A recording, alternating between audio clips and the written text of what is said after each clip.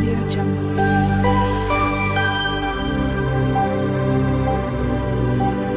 Audio Jungle.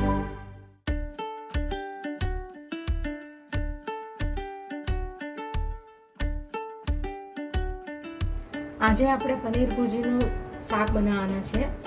આપણે એમાં તેલ નાખી દઈએ. આ ઓલિવ ઓઇલ છે, તમારે જે તેલ યુઝ કરવું હોય તો કરી શકો. આ 2 મોટા ચમચા જેટલું તેલ છે. એમાં આપણે આ મસાલો નાખી દઈશું. આ જીરું છે 1 ટેબલસ્પૂન, એક એલચો છે મોટો, અને એક આ ચક્રફૂલ છે, અને આ 2 તજના ટુકડા છે, અને 3 થી 4 લવિંગ છે. આપણે નાખી દઈશું અંદર. અડધી ચમચી હિંગ છે. આમાં તમારે એલચી નાખવી હોય, ગ્રીન એલચી અથવા તમાલપત્ર, તો એ પણ તમે નાખી શકો છો. હવે હું આ અંદર આ ચોપ કરેલા ઓનિયન નાખીશ. આ 2 મોટા કાંદા છે, જેને ચોપ કરી લીધા છે.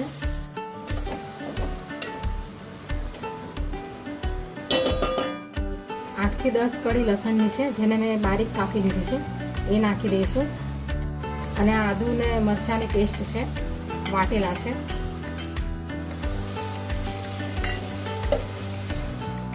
એક ચમચી હું એમાં મીઠું નાખી દઈશ. સ્વાદ અનુસાર મીઠું નાખી દેવું છે અંદર.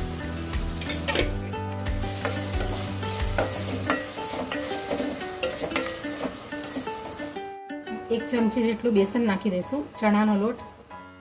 આનાથી ગ્રેવી થોડી થીક બનશે, જાડી બનશે. એને ઉપરથી શેકીને નાખવાની જરૂર નથી, આવી રીતે નાખી દઈશું તો થઈ જશે, અંદર શેકાઈ જશે. હવે આપણે આ એક મોટું ટામેટું છે, જેને મેં આવી રીતે ચોપરમાં ચોપ કરી લીધું છે.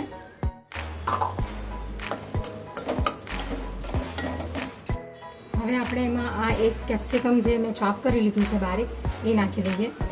આનાથી ટેસ્ટ જરા સારો આવશે.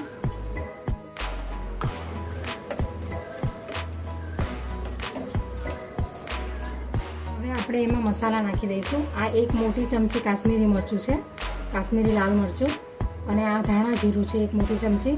આ અડધી પોણી ચમચી હળદર છે, અને આ 1 ચમચી જેટલો કિચન કિંગ મસાલો છે, અને આ થોડી કસૂરી મેથી છે. સાથે જ બધું નાખી દઈશ. મિક્સ કરી લઈશું એને બરાબર.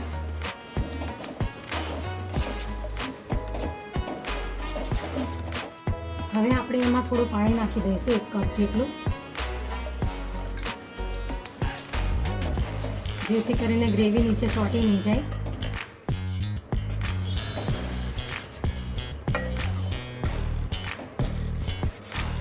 હવે આપણે એને થોડીક વાર 2 મિનિટ જેટલું ઢાંકીને રહેવા દઈશું.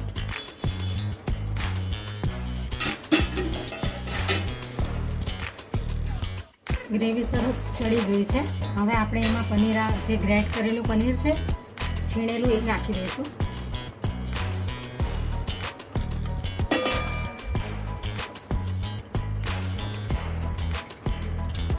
અમે 300 ગ્રામ જેટલું પનીર લીધું છે.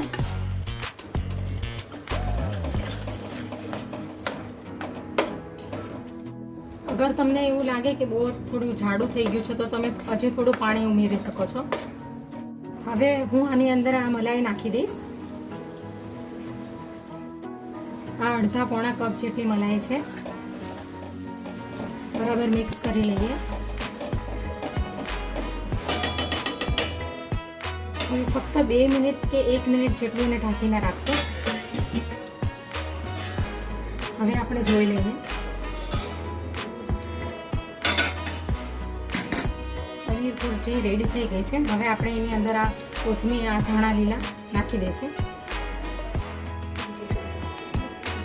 થોડું ગાર્નિશ કરવા માટે આપણે આપણું છીણેલું પનીર ઉપરથી નાખી દઈશું. હવે આપણે એને ડીશમાં કાઢી લઈએ, સર્વ કરી લઈએ.